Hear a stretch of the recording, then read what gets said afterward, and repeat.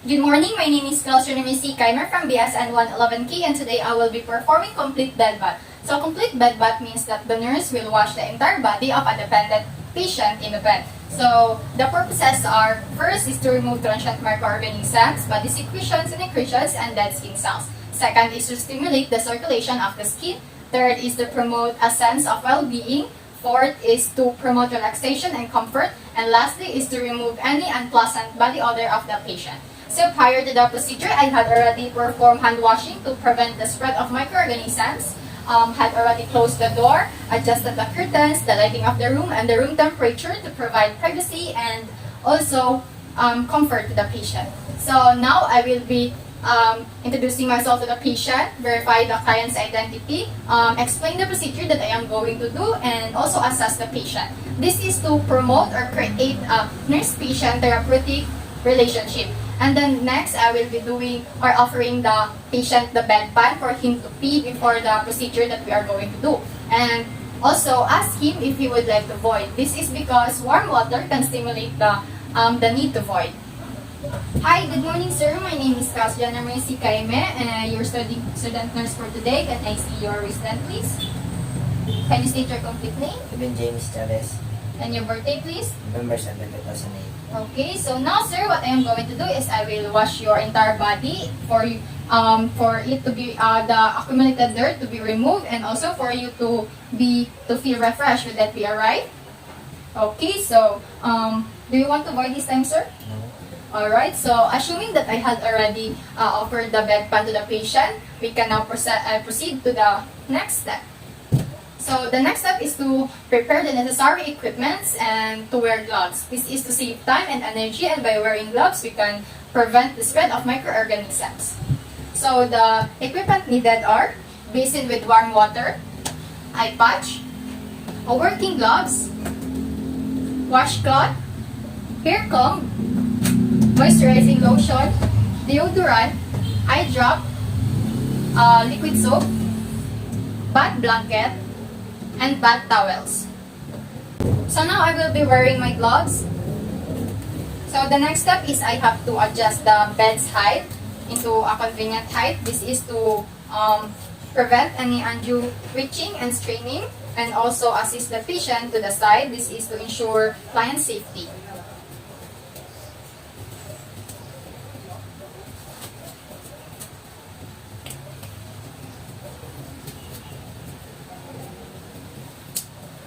Okay, so now, sir, I will be adjusting the bed's height.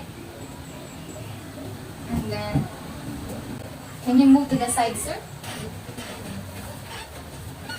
Thank you. And now, I will be placing the bath blanket to the patient and remove the soiled top sheet.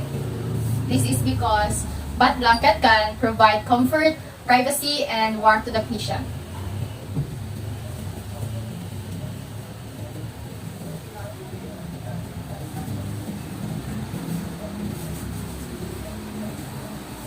Can you hold this, sir?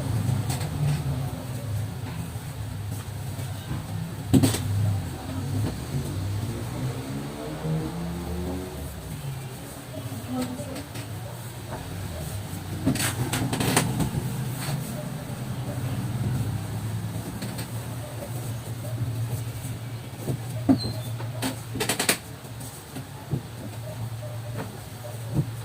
And then next, I will be removing the patient's gown, and if the patient has intravenous line, reduced mobility and injury, I have to start in the unaffected area. Okay, sir, I'm gonna remove the patient's gown.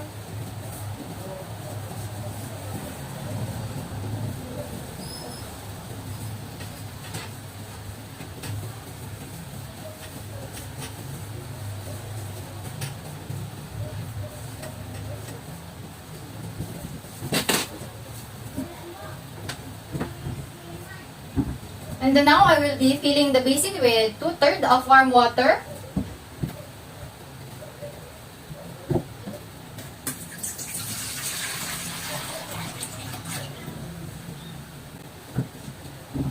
So I have to check the temperature of the water. And also we have to let the patient know the temperature or check the temperature of the water for him to identify if he can be able to tolerate it. So sir, can you put your fingers here? Check if you can be able to tolerate it. Is it okay for you? Okay. So now if the patient's conditions allow, we can remove the pillow. So sir, can you forward your head? Alright, thank you.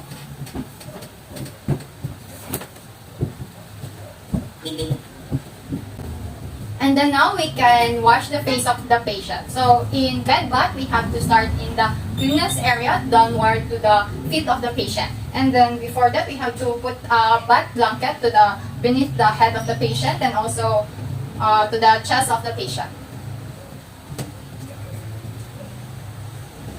Hello sir, can you raise your head? Alright. Okay now.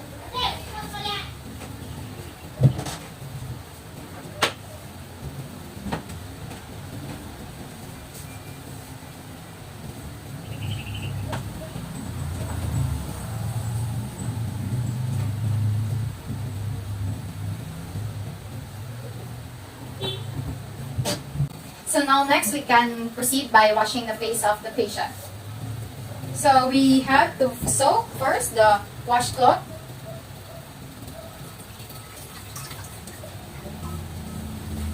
And fold it to our hands to create a bath method.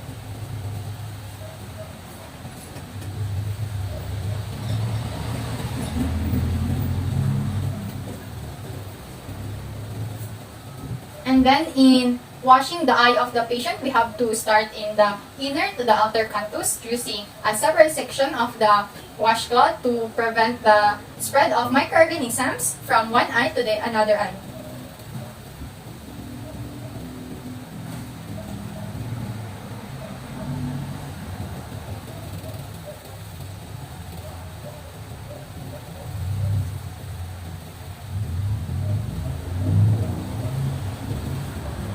And then next is to wash the face, the ear, and the neck of the patient. So sir, do you want to use soap for your face? No. And do you also want to shave? No. Alright.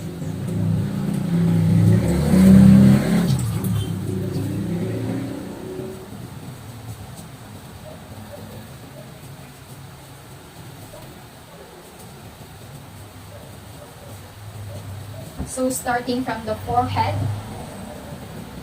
to the cheek, the other cheek, to the nose, the ears, and to the neck.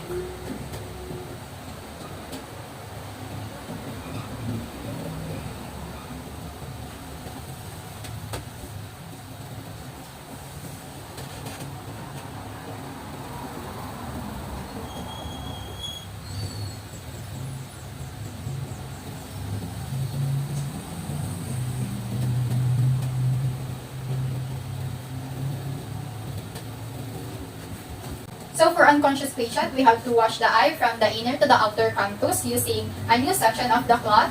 This is to prevent the microorganisms to enter or the secretions to enter from the nasolacrimal ducts of the patient. And then if prescribed, we can instill eye drops to the patient. And if there is no blink reflex, we can let or keep the eyelids closed and apply an eye patch to the patient.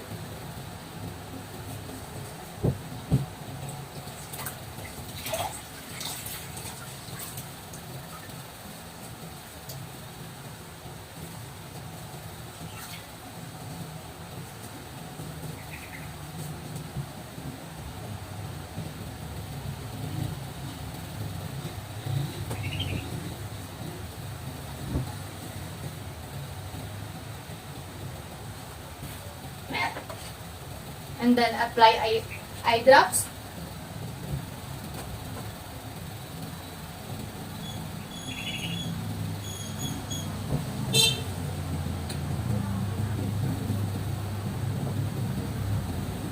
And also eye patch.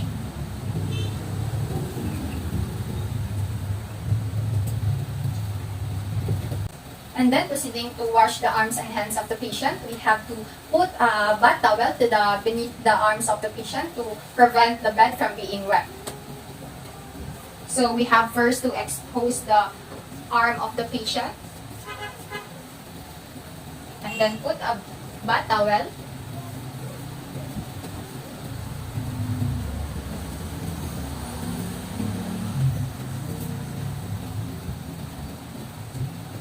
And then now we have to wash, soaks, rinse, and dries the arm of the patient and also the hands. We have to use firm strokes to promote the circulation by increasing the venous blood return of the patient.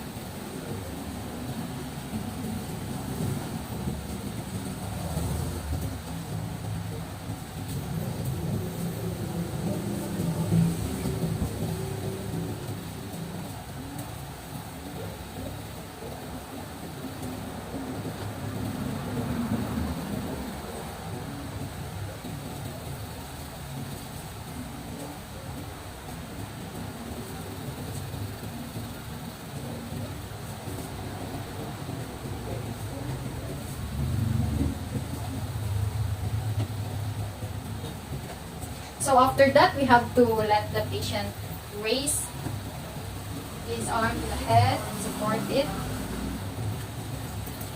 And then washes the axillary area of the patient.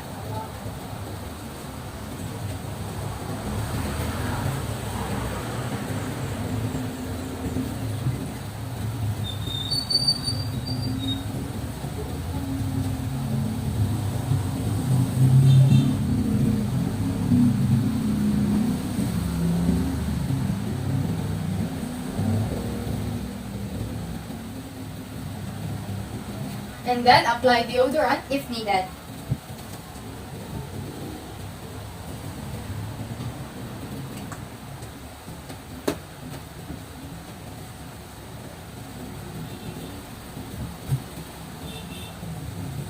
And then after that, we have to do the same at the other hands and arm of the patient.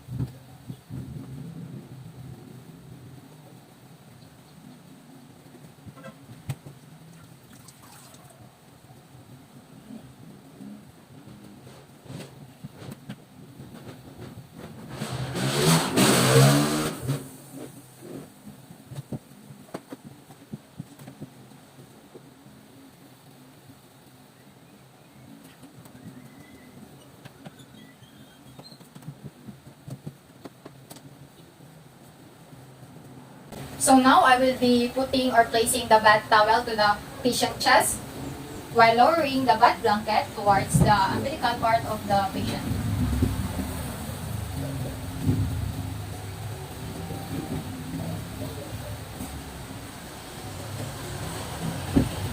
And then now I have to wash the chest part of the patient.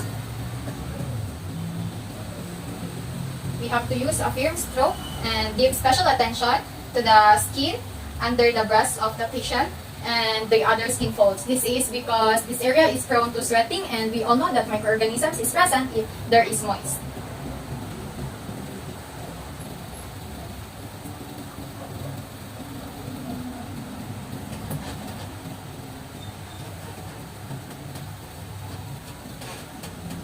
And if we have a female patient, we have to cleanse the skin under or beneath the breast of the patient.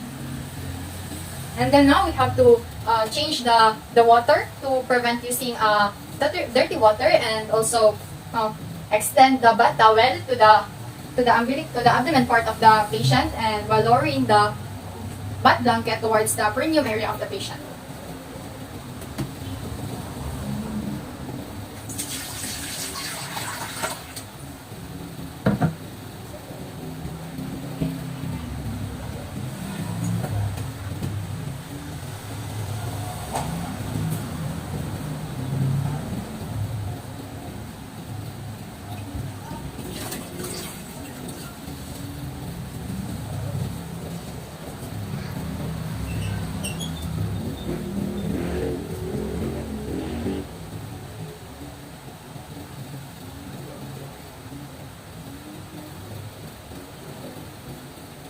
So also in washing or cleansing the abdomen part of the patient, we have to give special attention to the skin folds and to know or to know if there is any abnormal findings.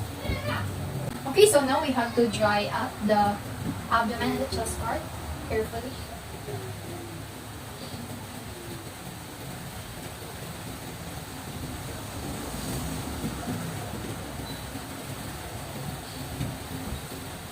And then the next thing we are going to do is to wash the leg and feet of the patient. So first is we have to expose the leg part of the patient while being careful to keep the perineum part to be covered to provide privacy and dignity to the patient. And then after that, we have to place a bath towel beneath the leg of the patient.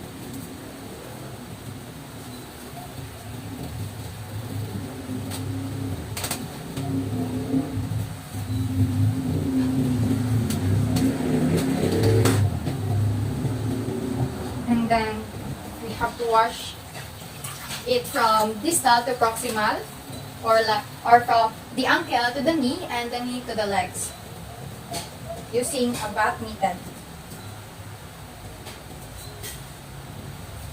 Okay, so we have to do it in a few strokes, and we also need to pay special attention for any skin lesions, swelling, or any problems that may indicate abnormal findings to the patient.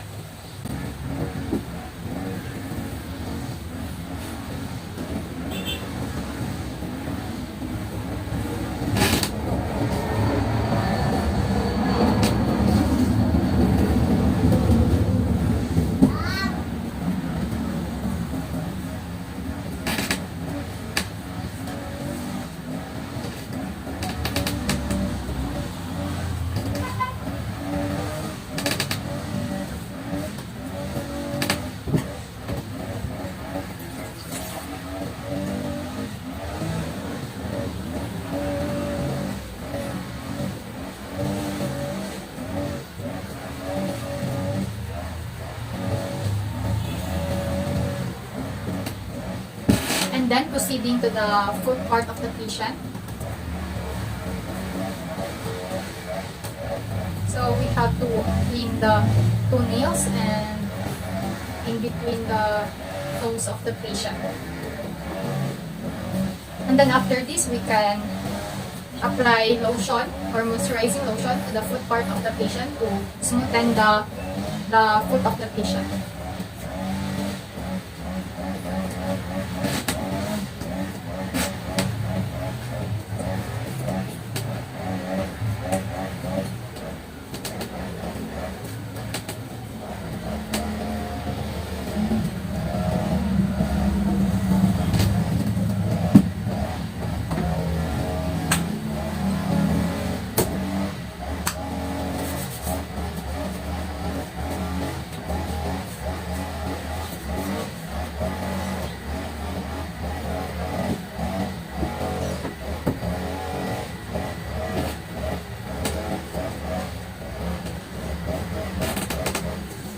And then after that, we have to do the same at the other leg part of the patient.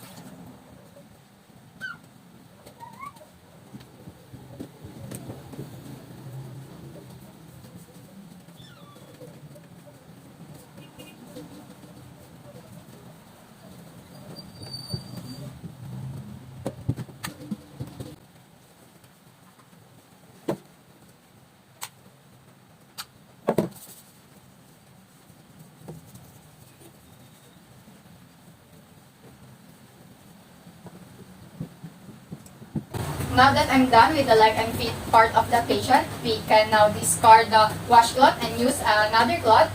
And then also refill the basin with warm water to prevent you seeing dirty or cold water, and do a perennial care to the patient. And also change the gloves before applying perennial care to the patient. So assuming that I had already done all of these things and I had already done doing perennial care to the patient, or the patient had done it independently, we can now discard or refill the basin with another warm water to prevent you seeing cold or dirty water. So next is we can now proceed with the back of the patient, and the first thing we need to do is to help the patient to do a side lying position.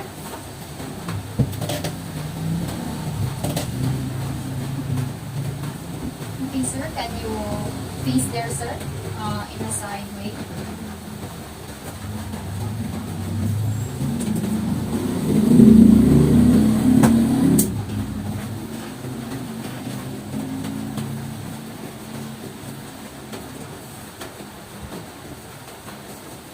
And then as possible, we have to keep the patient being covered to provide privacy and dignity to the patient. So after that, we have to place a bath towel lengthwise alongside the back and to the buttocks of the patient.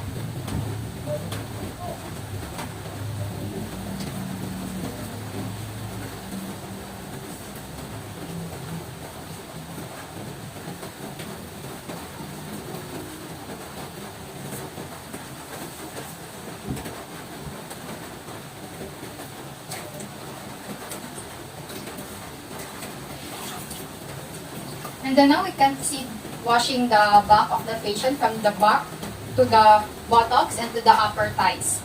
So in washing the buttocks of the patient, we have to give special attention to the gluteal folds of the patient if there is any skin lesion or any problem that may indicate abnormal findings.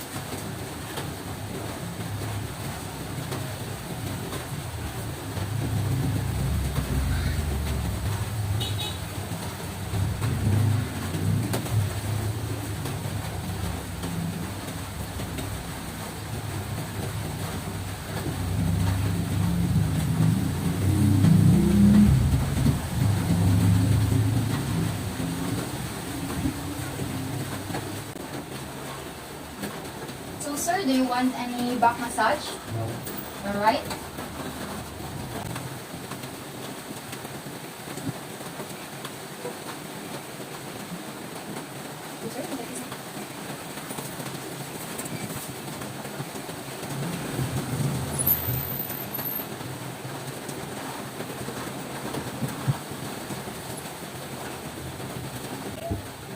So sir, this is your new set of clean gown. So I'm gonna help you to wear this.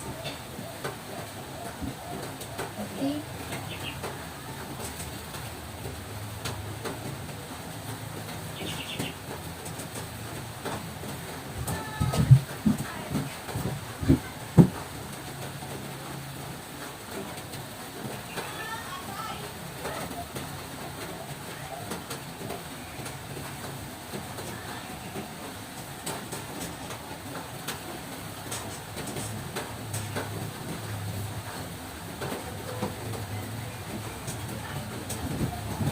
So now I will comb the hair of the patient properly. So sir, since we are done, how are you feeling? Alright, that is good to hear. So now sir, since I'm done, I'm going to head out now, and if you need something, just press this call button and I will go back and attend your needs. Thank you. So after that, we are going to do aftercare of the equipments to maintain orderliness and cleanliness of the equipments. And then after that is to perform hand hygiene to prevent the spread of microorganisms, and also document the observations that we had observed during the bed bath, and this will promote effective communication among healthcare teams.